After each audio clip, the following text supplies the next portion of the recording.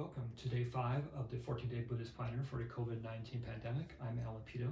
So day 4 kind of piggybacks off of day 3. We talked about right action.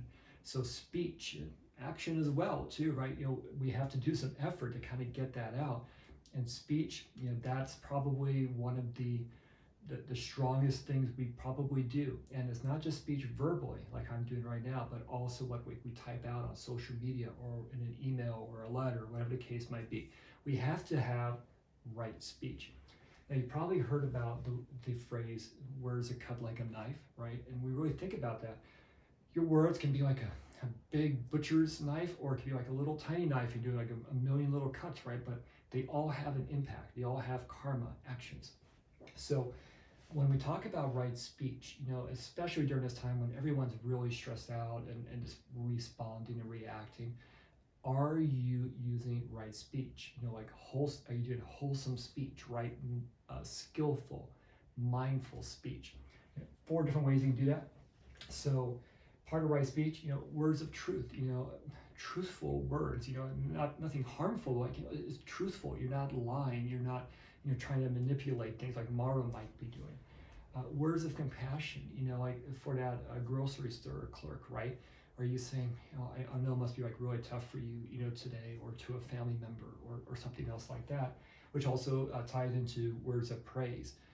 Thank you so much, for helping me today. I really appreciate that smile you just gave me. I know it's tough out here.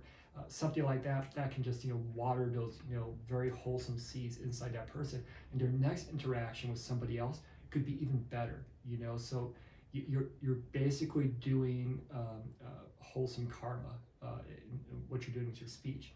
And also words of altruism. So are you doing it for the benefit of others, So if you're just doing it for yourself, I'm just gonna do right speech because I want to water these wholesome seeds inside me so they bloom, so I'm just, this perfect being.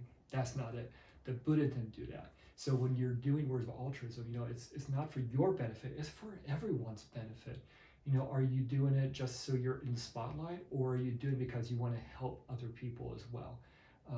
That's something you want to definitely look at. Maybe there's going to be some argument going on or some disagreement.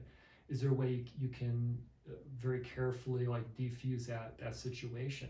Skillful, wholesome, that's great, because now you're not allowing Mara to control these other people as well. So right speech, so important, especially in our modern world where everything's interconnected. People can respond immediately. Twitter, Facebook, Instagram, you name it, they can just respond. Maybe you shouldn't respond right away. Be mindful, give yourself a second. How would the Buddha respond? Or how would his monastics respond? Right speech, super important. And remember, right speech, if you do wrong speech, you can just fuel those 3 fires, and Mara's going to love that, right? So you don't want to do that. So remember our 5 remembrances. Remember, our actions are our only possessions.